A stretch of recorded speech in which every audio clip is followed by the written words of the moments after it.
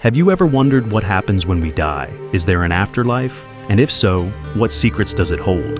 For thousands of years, humanity has grappled with these ultimate questions, turning to the divine, the mystical, and the written word for answers. What if the answers were hidden in ancient books, manuscripts written by sages, priests, and prophets long before the modern world existed? Books that promise to unlock the mysteries of the soul, the journey beyond death, and the realms that lie beyond our comprehension.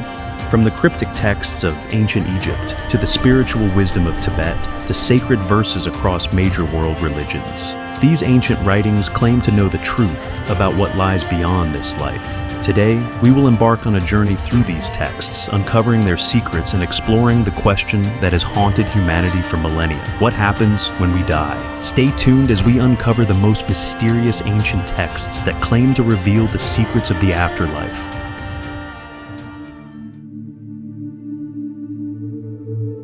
Death is the great equalizer, an inevitable journey every one of us must face. Yet, for as long as humans have existed, we've wondered what lies beyond. Is death truly the end, or does it open the door to another realm, another existence? Across cultures, across millennia, this question has haunted humanity, shaping rituals, beliefs, and philosophies worldwide. In ancient Egypt, priests meticulously inscribed texts to guide souls through the perilous journey of the afterlife. In Tibet, monks chanted prayers to help the departed navigate the mysterious intermediate states. And on the banks of the Ganges River, Hindus perform sacred rites, believing that the soul transcends to another plane. These practices, though vastly different in their details, share one profound similarity. They reflect humanity's deep desire to understand what happens when we die. This universal quest transcends time, borders, and religions, uniting us in a search for meaning beyond the mortal coil. Even in today's world, where science often dominates our understanding, the mystery of death continues to inspire and confound us. From ancient scrolls to modern theories, the quest for answers remains timeless, a bridge between the ancient and the contemporary. So, why have humans dedicated so much thought and reverence to the afterlife? Is it hope, fear, or something deeper, a reflection of our longing for connection to the infinite? As we continue this journey through ancient texts, we may find answers, or perhaps even more compelling questions. Let's know about life after death in detail from different religions' ancient texts.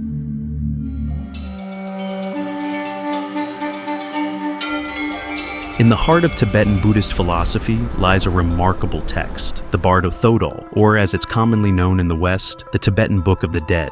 This ancient manuscript isn't just a guide for the living, it's a roadmap for the soul's journey after death. Written in the 8th century and attributed to the sage Padmasambhava, this text is a cornerstone of Tibetan spiritual practice. But what exactly is the Bardo Thodol?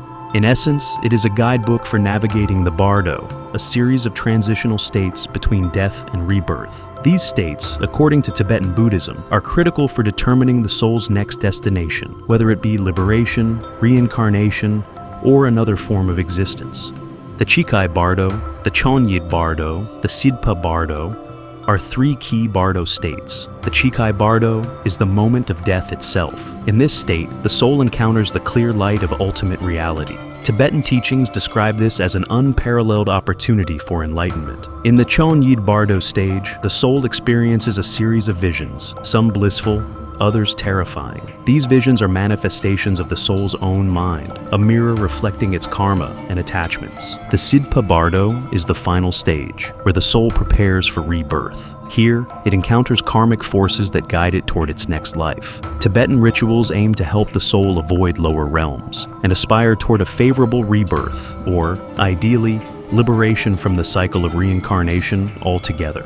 More than a guide for the dead, the Bardo Thodol is a profound reminder for the living. It teaches us that life and death are not opposites, but part of a continuous cycle. By understanding and preparing for death, one can live more mindfully, free from fear, and in alignment with the ultimate truth. Now, let's know about the afterlife in detail and find out how ancient Egyptian texts explain it.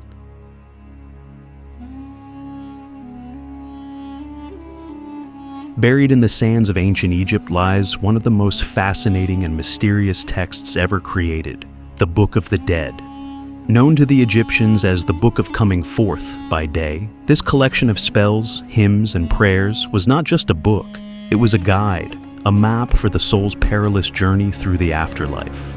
Originating around 1550 BCE during the New Kingdom period, the Book of the Dead was crafted by priests and scribes to ensure a safe passage for the deceased. Each copy was unique, tailored to the individual's life, rank, and beliefs. These texts were often buried with mummies, inscribed on tomb walls, or written on papyrus scrolls placed alongside the deceased. At the heart of the Book of the Dead lies the Egyptian concept of the afterlife, a realm called the Duat. Far from being a peaceful rest, the Duat was a labyrinthine underworld, filled with challenges, dangers, and trials. The deceased had to navigate this realm, guarded by serpents, fire-breathing monsters, and gates that required magical spells to open.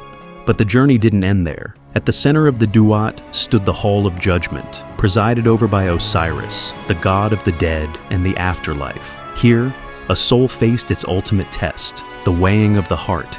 Imagine this. The deceased stands before a grand golden scale. On one side rests their heart, believed to contain the sum of their deeds, thoughts, and emotions. On the other side is the feather of Maat, the goddess of truth, balance, and cosmic order. Anubis, the jackal-headed god of embalming, carefully oversees the scales, while Thoth, the ibis-headed god of wisdom, records the outcome. If the heart is lighter than the feather, the soul is deemed pure and allowed to enter the field of reeds, a paradise where the deceased could live in eternal peace. But if the heart is heavy with sin, it is devoured by Ammit, a fearsome creature part, crocodile, lion, and hippopotamus. For the Egyptians, this was the ultimate fate, total annihilation of the soul. The Book of the Dead is more than a religious text. It's a glimpse into the values, beliefs, and hopes of a civilization that flourished thousands of years ago. It reveals a profound truth, that even in the face of death, humanity seeks meaning, justice, and a connection to the divine. Let us now know what the oldest religion, Sanatana Dharma, says about life after death.